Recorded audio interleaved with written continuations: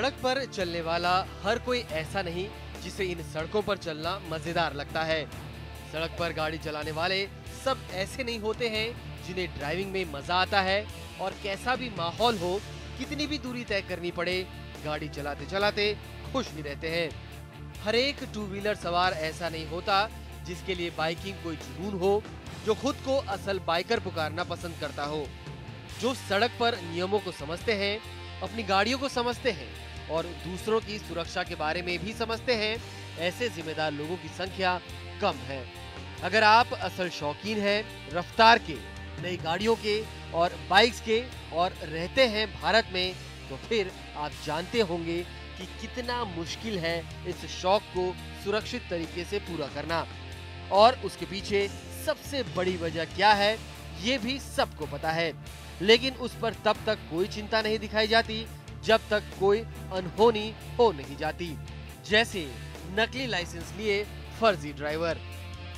आज की तारीख में नदारद पब्लिक ट्रांसपोर्ट की सूरत में देश के ज्यादातर हिस्सों में लोगों के लिए सड़कों पर उतरना शौक नहीं, जरूरत है, मजबूरी है। ये दरअसल कंप्यूटर होते हैं जिन्हें एक जगह से दूसरी जगह पर जाना होता है, कभी आराम से लेकिन ज्यादातर जल्दी से। मजबूरी और जल्दबाजी की ये कहानी खतरनाक और जानलेवा तब हो जाती है जब इसमें भ्रष्टाचार मिल जाता है। सोचिए, जिन्हें ड्राइविंग ना आती हो, जिन्हें यातायात के नियमों के बारे में कुछ पता ही ना हो, वो अगर नकली लाइसेंस लेकर सड़कों पर गाड़ी भगाते रहेंगे, तब तक आप चाहे कितनी भी एहतियात से अपनी गाड़ी चलाएं, आपकी जान हमेशा खतरे में रहेगी। और सच्चाई ये है कि हमारी सड़कें ऐसे फर्जी ड्राइवरों से भरी पड़ी हैं। खुद सरकार मान रही है कि देश में 1/3 ड्राइवर ऐसे हैं जो नकली लाइसेंस के सहारे सड़कों पर बेखौफ ड्राइव कर रहे हैं। दिल्ली में जो विशेष रूप से टैक्सी में महिला के साथ जो घटना हुई है, वो बहुत दुर्भाग्यपूर्ण है। और विशेष रूप से इसका कारण यह है कि हमारी जो ड्राइविंग लाइसेंस देने की जो सिस्टम है, नए एक्ट में हम उसको बदल रहे हैं। ऑलरेडी हमारे पास एक रिपोर्ट आया है, उसके आधार पर 30% लाइसेंस बोगस है। नए नियम के ड्राफ्ट में अब लाइसेंस के लिए सेंट्रलाइज्ड सिस्टम बनाने की सिफारिश हुई है, लेकिन अभी तक ये ड्राफ्ट ही है, नियम नहीं बना। हमारे सहयोगी सिद्धार्थ पांडे ने ऐसी ही कहानी की पड़ताल की और पता चला कि मात्र 200 रुपए में नकली लाइसेंस मिल जाता है। लेकिन 200 रुपए में नकली लाइसेंस चौंकाने वाली बात नहीं है।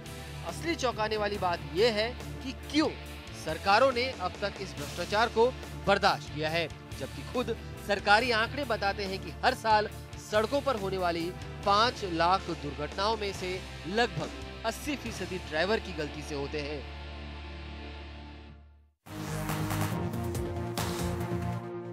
केंद्र सरकार के मुताबिक करीबन 30% लाइसेंसेस ऐसे हैं हिंदुस्तान में जो एकदम फर्जी हैं, फेक हैं।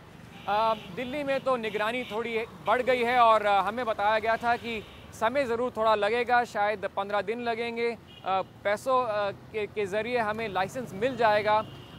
लेकिन अगर हमें लाइसेंस एक दिन में चाहिए तो क्या ये मुमकिन है? हम अलीगढ़ पहुँचे और हमने ये पता लगाया कि सिर्फ 200 रुपये देने से और 2 घंटे के इंतज़ार के बाद हमें यहाँ का एक लाइसेंस मिल गया। हमने कोई इसके लिए आइडेंटिटी प्रूफ नहीं दिया और ये लाइसेंस पूरे देश में मान्य है। हम गाड़ी कहीं भी चला सकते हैं।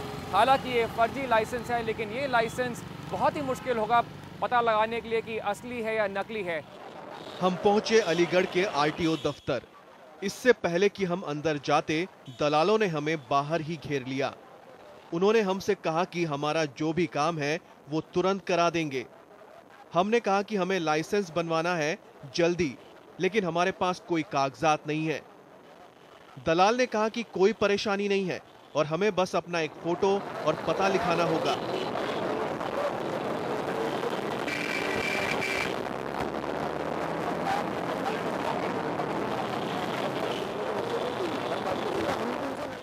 दलाल ने इसके लिए हमसे 300 रुपए की मांग की।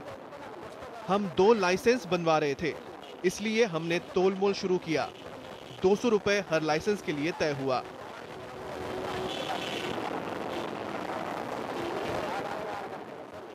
दो घंटे बाद फर्जी लाइसेंस हमारे हाथ में था। हमने यहाँ 2 लाइसेंस रखे हैं सिर्फ दिखाने के लिए कि इन दोनों में कोई अंतर नहीं है। यहाँ एकदम बाएं तरफ हिसार हारिस का लाइसेंस है, जो एक नागरिक हैं, निवासी हैं यहाँ के अलीगढ़ के।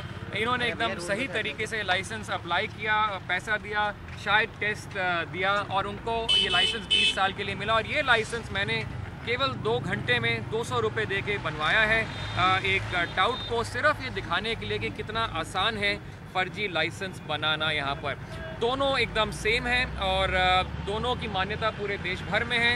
अगर कभी इंक्वायरी होगी तो ये सही पाया जाएगा, इसका कोई रिकॉर्ड नहीं होगा। और यही बात कर रही है केंद्र सरकार, जहाँ उनके मुताबिक करीबन 30% लाइसेंसेस पूरे देश में ऐसे नकली हैं, फर्जी लाइसेंस हैं। और कभी जब अपराध होता है तभी ये सब निकल के आता है और यही शायद प्रॉब्लम एक क्रिएट कर रहे हैं। और शायद इसको निपटने के लिए एक ही सोल्यूशन हो सकता है कि सारे सिस्टम को ऑनलाइन किया जाए, कंप्यूटर के ज़रिए सबको जोड़ा जाए, जितने भी ट्रांसपोर्ट अथॉरिटीज़ हैं, ताकि लोग जो हैं कानून का फ़ायदा ना उठा के ऐसे फर्जी लाइसेंस नहीं बनाएं। ये लाइसेंस ठीक है, गाड़ी चला सकते हैं, चला सकते हैं।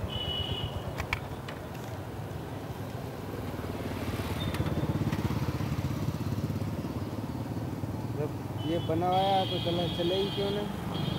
चलेगी, चला सकते हैं गाड़ी। इसका हो जाएगा, एक्सपायर हो गया।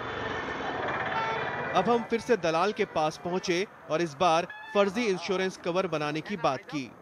इसकी कॉपी दे दो तुम मुझे। कॉपी तो है, नाम एड्रेस सब चीज है इसमें। हाँ यही आना है। हाँ, बट ये तारीख थोड़ी एक महीना पीछे कर देना यार, ये पहले एक्सपायर हो चुका है ना ये। अरे 8 2014 से 19 8 2013 से स्टार्ट है, 18 2014 1 साल का है ना। हाँ, समझ गया ना। इसके पैसे इसके 350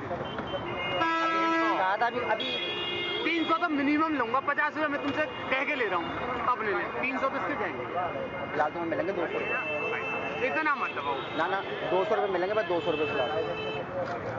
ऐसा सुनो, ईमानदारी की अब 250 तो अब बस भाव वाली बात नहीं। कुछ नहीं 200 रुपये में फर्जी लाइसेंस तो मिल ही गया, लेकिन आपको गाड़ी चलाने के लिए इंश्योरेंस भी चाहिए। तो क्या इंश्योरेंस पेपर भी नकली मिल सकते हैं? हमने 250 रुपये दिए और हमने एक फर्जी इंश्योरेंस नोट भी जो है तैयार करवा लिया। हमारे पास ये फर्जी इंश्योरेंस कवर नोट मिल गया है। इसकी कोई एक्चुअल वैल्यू नहीं है, बल्कि सिर्फ अगर कभी आपकी गाड़ी कोई रोकता है तो आप दिखा सकते हैं कि ये फर्जी कि ये हमारे पास इंश्योरेंस है। हालांकि ये फर्जी है और कभी भी अगर आपका एक्सीडेंट हो तो कभी आपको पैसे नहीं मिलेंगे। लेकिन कानून से बचने के लिए कई लोगों ने ये रास्ता निकाला है, क्योंकि ये फॉर्मेट यहाँ पर एकदम तैयार है। सिर्फ 250 रुपये दीजिए और ये आप कंप्यूटर से बनाया 2 घंटे के अंदर हाथों हाथ ये फर्जी इंश्योरेंस लेटर लीजिए यहाँ से।